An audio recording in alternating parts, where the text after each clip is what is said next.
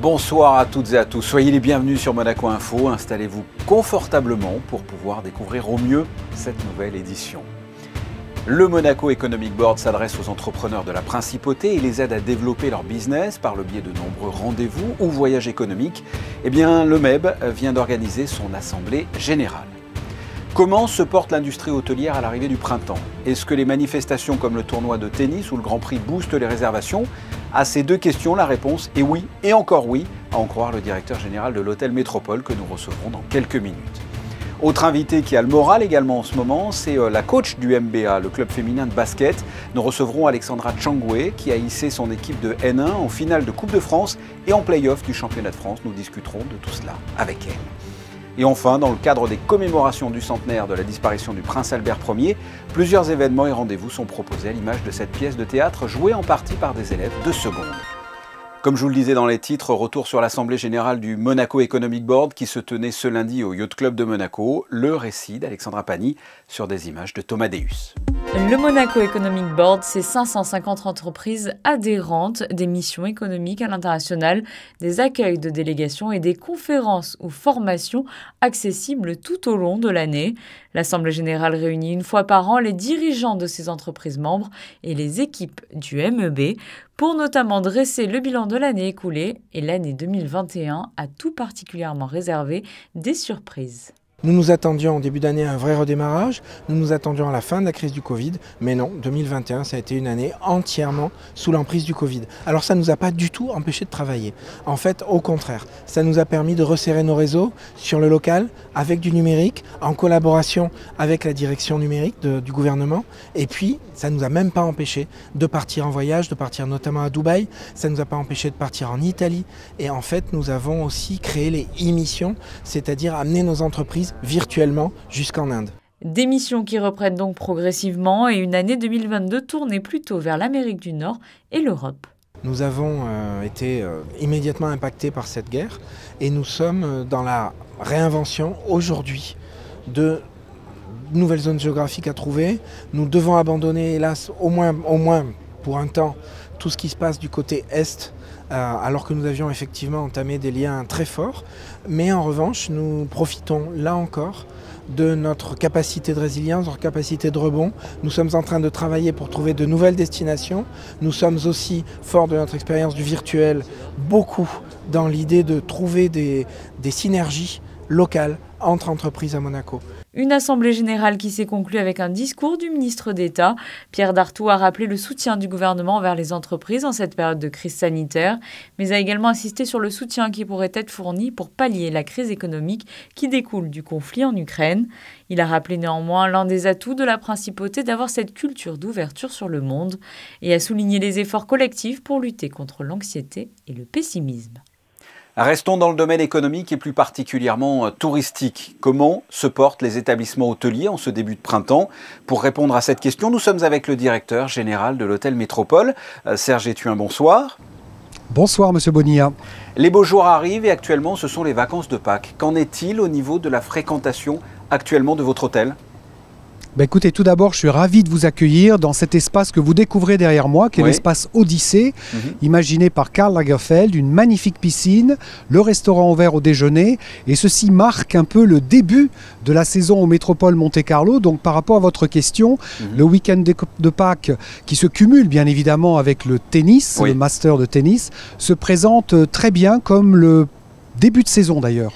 Justement, le Rolex Monte-Carlo Masters a un véritable impact? Alors vous savez que la vie monégasque, la vie économique en tout cas pour nous les hôteliers, est rythmée par un certain nombre de grands événements. Et le premier grand événement de la saison, effectivement, c'est le Tennis Master de chaque année, qui a lieu au mois d'avril, mi-avril.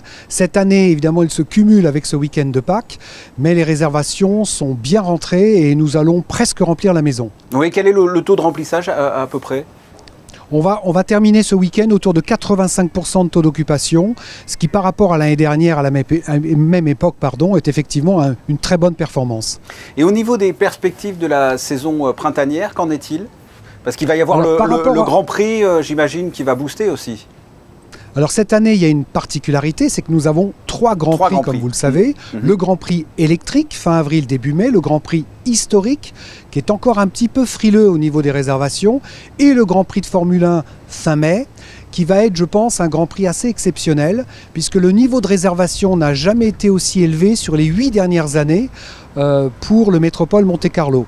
Donc effectivement, nous pensons que ce Grand Prix va être un vrai succès. Et puis il y a la poursuite de vos rendez-vous culturels, c'est assez nouveau, est-ce que vous pouvez nous en parler ? Tout à fait. Alors, comme je vous l'avais dit il y a quelques mois, pour nous, un hôtel, ce n'est pas uniquement de la gastronomie, un endroit où on passe un bon moment en dégustant un bon cocktail, mais il y a aussi une responsabilité culturelle, je dirais. C'est un lieu de rencontre, de rendez-vous. Nous avons commencé ces rendez-vous culturels il y a à peu près 2 mois avec Anne Parillo, suivi par Francis Huster. Donc, on est dans le très haut de gamme. Récemment, Maud de Fontenoy, l'exploratrice, et cette fois-ci, ce sera David Fuenquinos, qui, comme vous le savez, est un romancier qui a obtenu plusieurs reconnaissances, le prix Renaudot bien évidemment, et ce sera le prochain rendez-vous culturel au mois de juin au Métropole Monte-Carlo. L'été, comment vous le voyez cet été à l'hôtel Métropole ? Alors écoutez, bon, c'est vrai que l'environnement international ne semblait pas très favorable en ce début de saison. Cela dit, ce qui est assez intéressant, c'est alors que le contexte tragique qui nous entoure, évidemment un certain nombre d'origines géographiques ne viennent plus en principauté, mais par contre les réservations rentrent bien mieux que les 2-3 années précédentes. Et je suis de naturel très optimiste, tout en restant réaliste, nous pensons effectivement que la saison va être une belle saison 2022 en principauté. Et la clientèle est la même, les nationalités sont les mêmes, est-ce que vous avez des clients russes par exemple, ou alors ils ne sont plus là du tout ? Alors ils sont pratiquement plus là, hein. La clientèle russe et ukrainienne nous a un petit peu abandonnés. Mais vous savez, Monsieur Bonilla, depuis maintenant 2 ans et demi, avec cette pandémie, nous avons effectivement concentré nos énergies sur les marchés de proximité, la France, l'Italie, la Suisse, l'Autriche, le Royaume-Uni, que nous avons entretenus. Donc ces origines géographiques continuent à nous visiter. Et la bonne nouvelle, c'est que les Amériques, que ce soit du Nord ou l'Amérique du Sud, recommencent à nous fréquenter également. Donc nous comptons beaucoup sur ces nationalités pour cette saison 2022.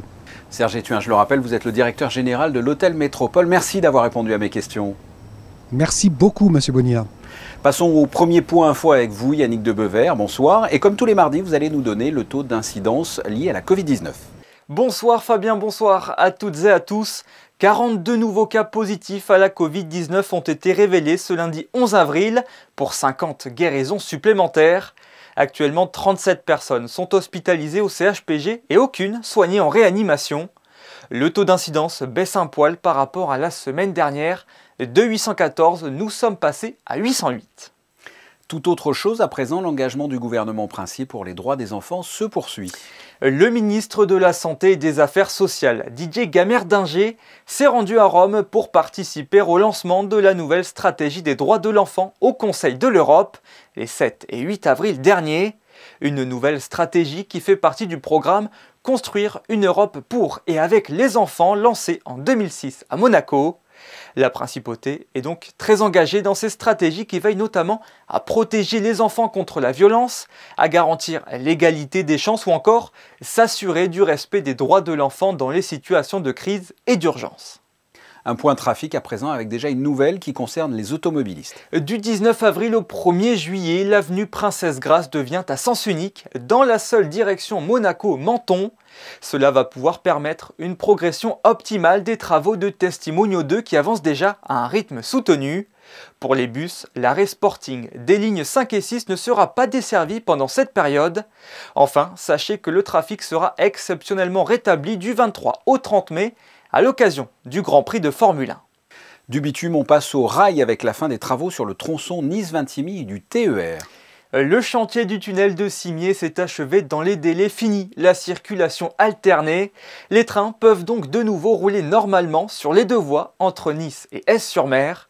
Les usagers ont donc pu retrouver 4 TER par heure en horaire de pointe dans les 2 sens de circulation. Merci Yannick, on se retrouve dans quelques instants pour un deuxième point info. Le basket se porte très bien à Monaco, avec bien sûr la Roca Team au plus haut niveau européen. Eh bien, le basket se porte très bien aussi avec l'équipe féminine du MBA en National 1. Les défaites ont quasiment été inexistantes. Les filles sont en finale de la Coupe de France qui se jouera le 22 avril à Paris, mais également en play-off du championnat de France. Nous sommes avec la coach de cette belle équipe, Alexandra Tchangoué. Bonsoir. Bonsoir. C'est une superbe saison que vous vivez avec le MBA cette année, hein? Effectivement, très belle saison sportive et humaine, vraiment très très belle. On va prendre les compétitions une par une. Vous êtes finaliste de la Coupe de France et ça va se jouer la semaine prochaine à Paris. Parlez-moi de cette finale, de vos chances de l'emporter face à l'adversaire. Ah, vous savez, c'est une finale, hein, donc une finale, ça se joue, ça ne se discute pas. Honnêtement, les deux équipes ont autant de chances de la remporter. Maintenant, c'est un très très beau moment qu'on va vivre. Et ça sera la deuxième fois de l'histoire du club, surtout, qu'on a cette opportunité d'aller en finale de la Coupe de France. Vous avez déjà rencontré là en championnat cette équipe ? Oui, le Poinçonnet est une équipe qui est dans notre poule. Donc on a déjà joué 2 fois contre elle, c'est-à-dire en match aller et match retour. Le match retour, c'est joué le week-end dernier d'ailleurs chez nous. Et donc on les retrouve aussi en finale de la Coupe de France cette année. Ça a donné quoi ? Alors on a gagné les 2 matchs pendant le championnat. Vous êtes donc en play-off pour les championnats de France de National 1. Ça aussi, ça a été une belle réussite tout au long de la saison. Parlez-moi un peu de cette saison. Alors, cette saison a été très longue, pleine de rebondissements. Les résultats sont là, heureusement. On y a mis beaucoup de travail, beaucoup d'intensité, beaucoup de détermination. Voilà, on a jonglé entre les blessures, les maladies, les pics de forme. Mais bon, c'est une saison de basket, c'est comme ça, c'est long et on s'est accroché. Et puis, effectivement, le résultat, en tout cas le premier objectif est là, c'est-à-dire d'être en play-off. Vous voyez l'année prochaine gravir l'échelon supérieur, c'est-à-dire jouer en professionnel, en 2e division, même si ça ne s'appelle pas comme ça, mais d'être à ce niveau-là? Bien sûr qu'on s'y voit et c'est ce pourquoi on a œuvré toute l'année. Quelles sont vos chances pour ces play-offs? Nos chances, écoutez, il faut qu'on joue au basket du mieux qu'on peut chaque match et qu'on sort victorieuse pour chaque match. Et nos chances, elles seront là. Et voilà, tout simplement. La chance, elle est à celui qui prend le challenge jusqu'au bout, tout simplement. Ça va se dérouler où, quand et comment? Alors, il y aura 4 journées, tout simplement, et on va se croiser avec la poule A. Donc, nous, on est en poule B, on va croiser avec la poule A. Donc, le premier de la poule A va rencontrer le deuxième de la poule B, et inversement, en match aller-retour. Et c'est sous quelle forme, hein? C'est un Final Four ou c'est des matchs à aller, retour Comment se passent les play-offs en National 1? Alors, pas du tout de Final Four, non, c'est vraiment des 4 journées de championnat, donc c'est-à-dire 4 week-ends où on va faire match aller-retour. Le premier de la poule A contre le deuxième de la poule B, le premier de la poule B contre le deuxième de la poule A, et après le premier de la poule A contre le premier de la poule B, et match aller-retour. Voilà, donc 4 fois, donc 4 journées. Dernière question, qu'est-ce que vous avez envie de dire à votre équipe? Qu'est-ce qu'elle a de particulier, cette équipe du MBA, pour vous? Cette équipe, pour moi, elle est vraiment authentique. Et franchement, je leur ai déjà dit, mais je les aime vraiment fort. Et ce qu'on est en train de faire, c'est génial. Et je veux vraiment qu'on aille au bout tout ensemble parce que ce qu'on vit, c'est vraiment extraordinaire. Et je pense qu'on mérite. On mérite. Alexandra Tchangoué, merci. Et sachez que l'on suivra bien sûr vos résultats sur Monaco Info. Merci à vous. Yannick, on vous retrouve pour le reste de l'actualité avec un petit événement qui vient d'avoir lieu et qui pourrait intéresser toutes les personnes qui ont la tête dans les étoiles. Depuis le studio Monaco Broadcast sur le quai Antoine Ier, une communication a été établie entre la Principauté et la Station Spatiale Internationale. 15 minutes de discussion pour évoquer des sujets comme le futur du vol spatial habité, le combat contre le réchauffement climatique ou encore la jeunesse et ses perspectives d'avenir. On le sait, les émissions de gaz à effet de serre dues à la pollution automobile sont une des causes du réchauffement climatique. Pour lutter contre cela, mais également offrir une solution aux automobilistes qui subissent la hausse du prix de l'essence, Monaco se mobilise. La Principauté finance vos covoiturages via l'application Klaxit. Tout conducteur se rendant en Principauté en covoiturage peut bénéficier d'une rémunération en fonction de la distance parcourue, du nombre de trajets et du nombre de passagers. Une solution qui s'inscrit dans l'objectif du gouvernement de réduire à l'horizon 2030 le trafic automobile actuel de 20% par rapport à 1990. Enfin, ce vendredi est marqué par la Journée mondiale de l'art, une célébration reconnue depuis 2019 par l'UNESCO et qui compte bien trouver un écho en Principauté. Tout artiste ou amateur d'art habitant Monaco est convié ce vendredi 15 avril à manifester son amour pour l'art en postant sur les réseaux sociaux des images dédiées à cette célébration. À cette occasion, le comité monégasque de l'Association internationale des arts plastiques affichera en son siège une sélection de tirages d'œuvres de 3 artistes résidents avec une réunion qui se tiendra de 17 à 19h. Restons dans le domaine artistique. Dans le cadre des commémorations du centenaire de la disparition du prince Albert Ier, plusieurs événements et rendez-vous sont proposés à l'image de cette pièce de théâtre jouée en partie par des élèves de seconde. Reportage de Sandrine Nègre et Kevin Garcia. La compagnie Bâle avait déjà consacré une représentation au prince Albert Ier à travers le prisme de la navigation. Et en ce mois d'avril, c'est un autre aspect qui était à l'honneur. Nous nous situons sur un autre champ extrêmement important, qui est une autre action, une autre facette du prince Albert Ier, le prince humaniste, le prince engagé dans l'affaire Dreyfus, dans le pacifisme, dans l'internationalisme, dans l'arbitrage. Et donc, en lien avec les programmes scolaires des classes de français, et en particulier l'objet d'études sur l'engagement, où les élèves travaillent avec leurs professeurs sur l'affaire Dreyfus et sur le fameux J'accuse de Zola, la compagnie Bâle a monté, en fait, à partir de correspondances du prince Albert Ier, pour faire un montage, monter un spectacle qui évoque et qui permet bien évidemment de mettre en lumière cette action importante du prince Albert Ier et de toucher les plus jeunes. Des élèves volontaires ont pu d'ailleurs participer à cette création qui était donc le fruit d'un travail avec la compagnie Bâle. Le corpus était énorme, il a fallu centrer donc c'est une lecture spectacle qu'on a centrée.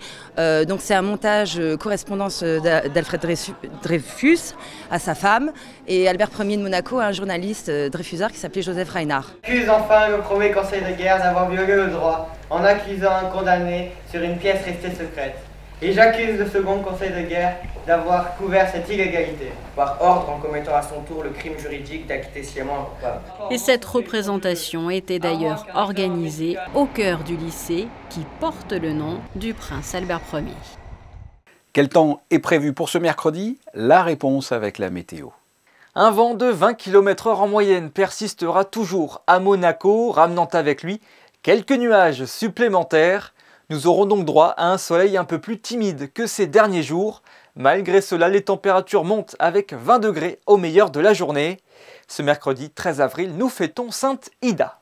Sainte Ida, mais on célèbre également les Caradocs, bien connus par les fans de la série Kaamelott. Ce journal est terminé, merci de votre fidélité. Les photos du jour de Michael Alési sont consacrées à l'installation des infrastructures du circuit du Grand Prix. L'occasion pour moi de vous donner rendez-vous demain 19h pour une nouvelle édition avec comme invité, entre autres, notre spécialiste automobile Franck Phillips. Et nous parlerons bien sûr des superbes résultats du pilote monégasque Charles Leclerc en ce début de championnat de F1. Et puis à suivre toute cette semaine, dès 20h30, votre rendez-vous tennis avec les experts. En attendant, passez une excellente soirée. À demain.